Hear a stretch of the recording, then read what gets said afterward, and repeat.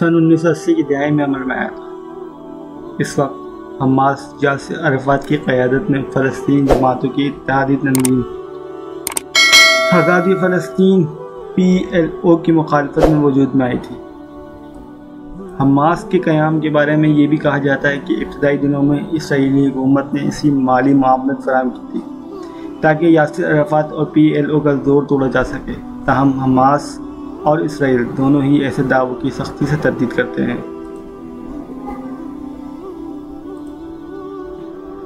PLO کے برعکس Hamas اسرائیل کے وجود کو تسلیم نہیں کرتی۔ تنظیم کی علامت میں یروشلم کے قبۃ الصغریٰ کا سنہری گنبد بھی شامل ہے، اور اس پر موجود نقشے میں اسرائیل غزہ اور ویسٹ بینک سمیت تمام علاقوں کو فلسطینی ریاست کے طور پر دیکھا جا سکتا ہے۔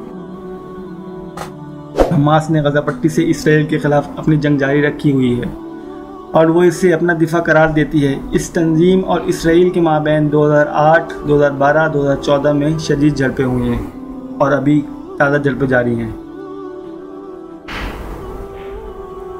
سن 2006 کے عام انتخابات میں حماس نے غزہ پٹی میں اکثریت حاصل کی اور بعد ازاں 2007 میں فتح اور حماس کے مابین تشدد جھڑپوں کے نتیجے میں غزہ پٹی پر قبضہ کر لیا۔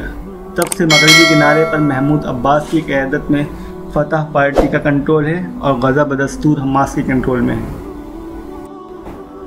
غزہ پٹی کا شمار دنیا کے سب سے زیادہ گنجان آباد علاقوں میں ہوتا ہے۔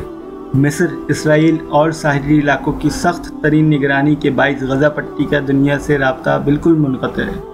زب و حال معیشت کے باعث غزہ پٹی کے زیادہ تر رہائشی غربت کا شکار ہے اور ان کا زیادہ گزر بسر غیر ملکی امداد پر ہے۔ حماس نے رہائشی عمارتوں میں پوسٹیں بنا رکھی ہیں جہاں سے وہ اکثر اسرائیل پر راکٹ حملہ کرتی ہیں،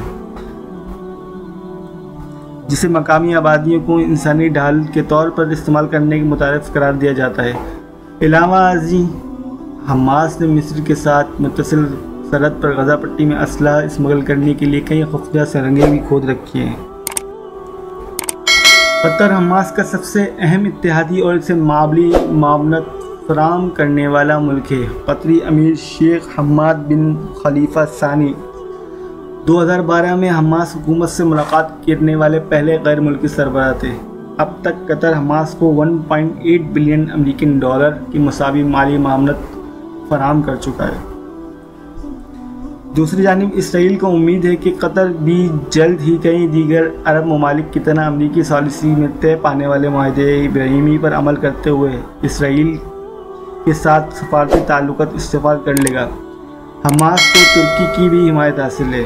حماس کی جانب سے اسرائیل پر راکٹ حملوں سے کچھ پہلے ہونے والے مذاکرات میں ترک صدر رجب طیب اردوغان نے حماس کے رہنما اسماعیل ہانیہ سے سیاسی جماعت کا اعلان کیا تھا۔ اس کے علاوہ حماس کو کئی غیر ریاستی اداروں کی بھی حمایت حاصل ہے۔ جرمن جریدے ڈیر اسپیشکل کے مطابق